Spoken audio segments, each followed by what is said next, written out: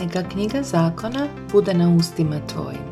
Razmišljaj o njoj danju i noću, kako bi vjerno držao sve što je u njoj napisano. Samo ćeš tada biti sretan i uspjećeš u pothvatima. Jošua 1.8. Kaže Biblija, neka knjiga zakona.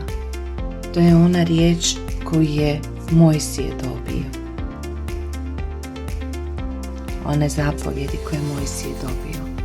Riječ Božja. Ili drugim riječima Biblija. Neka knjiga zakona bude na ustima tvojim.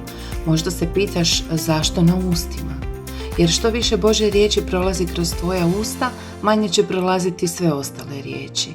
I svatko od nas ima tog iskustva. Ne boj se, nećeš postati svetac u jedan dan. Uostalom, Bog nam kaže da nam je potrebna njegova snaga da bi živjeli sveto. Sami to mi nikako ne možemo. Ok, natrag na stih. Ovdje su nam usta.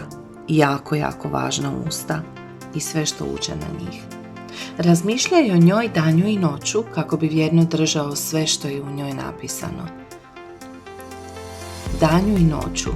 Naglasak je na to da mislimo na Boga, ne na naše probleme, ne na to da mislimo sve ono što nas tišti, nego na njega. Razmišljaj o njoj znači o Bibliji, jel da? Ili drugim riječima o Bogu.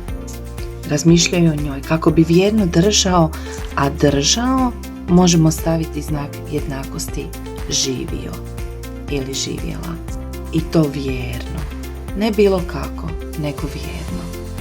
I onda kad vjerno možemo držati i živjeti sve što je u njoj napisano, opet ovo znači Biblija, onda postoji tu jedno obećanje.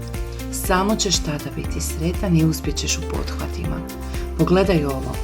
Samo tada. Ne i ako činiš još nešto ili bez ovoga, nego samo tada ćeš biti sretan i uspjećeš u svojim pothvatima. To nam je kao neka formula za uspjeh ili formula kako biti uspješan frontliner.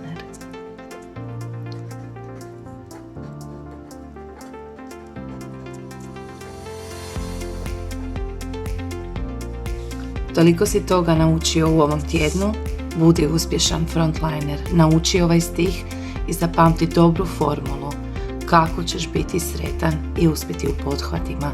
Bog nas poziva na akciju sad.